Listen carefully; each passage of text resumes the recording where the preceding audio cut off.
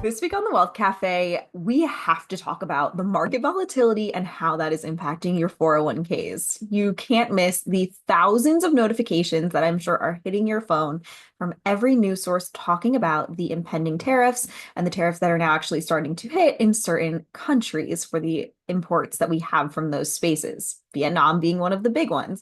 We're also getting news alerts about talks from China. And I don't want to dive into all the different nuances of what's happening because honestly, it changes every few minutes, right? We get a news report saying, oh my goodness, there's talks about this, there's talks about that. Yesterday, Monday, April 7th, we saw markets jump all of a sudden when somebody had tweeted out. And we found out later it was from a fake account, causing markets to give up those gains. So rather than focusing on all those little details, because it can change in an instant, I want to talk about what you can be doing when it comes to your 401k. Now, 401k is a big asset for a lot of people outside of our homes. It's something that, because we're enrolled through workplaces, we've built it up through several jobs, it's a really big part of our financial picture. So, a lot of people, when they were logging into their 401ks, whether it's a current employer plan or an old plan that you had from a previous employer, and you're now looking at your IRA, you're sitting there looking at your retirement accounts going, oh my goodness, the market volatility has really impacted these accounts. We've seen a rough start to the year for stocks. Now, I want to dive into today what are some things that you should be looking at as we're experiencing this market volatility. Let's start with your current employer 401k. If you are still contributing to a 401k with your current employer, don't give up. I don't want you to sit on the sidelines and say, well, it's going to cause me to lose money. I'm not sure what's going to happen. Continue dollar cost averaging. This is a great way, depending on how often you're paid, whether it's every month or every 2 weeks, you're continuing to add into these accounts. And in addition, if your employer is matching that, it's just continuing to grow that dollar cost averaging. And that's one of the key things. So many of us, we look at the markets and we think, ooh, things are going up. This is exciting. And oddly enough, our brains in that moment are, oh, let me go buy. However, the benefit of dollar cost averaging, especially when it comes to your employer 401k, is that it's happening automatically, right? No matter what the market is doing, you are continuing to add in. And if you are seeing the losses like we have over the last several weeks now, at this point it is weeks, you are now buying at a lower share cost, right? Continue to keep that going. BlackRock has a great piece that they put out, and it talks about the benefits of staying in the market, right? We can't time it. Sitting on the sidelines is not going to help. It's not going to change things. So continuing to let this grow. The other thing too to be checking on while you are in there is make sure you are appropriately invested. A lot of people are now realizing, oh my goodness, I am over concentrated in one area of the market, or I never had my portfolio rebalance.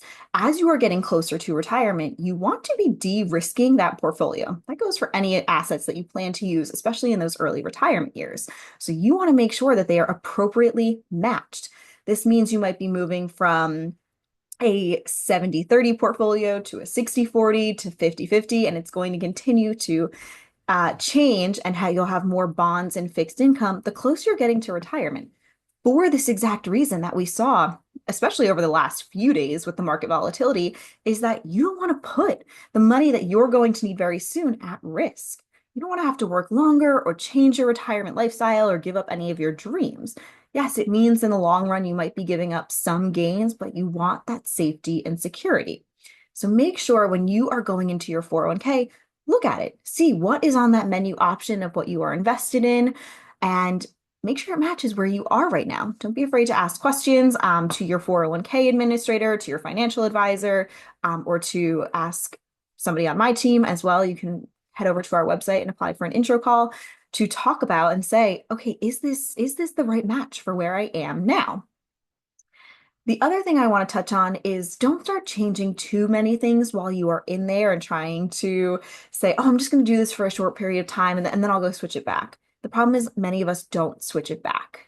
I've seen this happen with so many prospective clients that come to me. They're like, I stopped contributing to my 401k because, the markets, they were volatile. So, and they never went in to go turn them back on.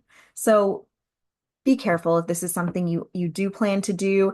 It's It's a hard thing to remember, right? And you'll never exactly time it unless you have a crystal ball, which if you do, please let me know. I'd love to find out how to use it. Now, when it comes to your 401k, I also want you to keep in mind, when are you going to be using this money?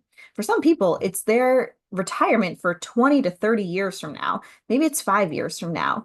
And we just talked about being appropriately invested. That also means understanding, okay, can I ride out this volatility?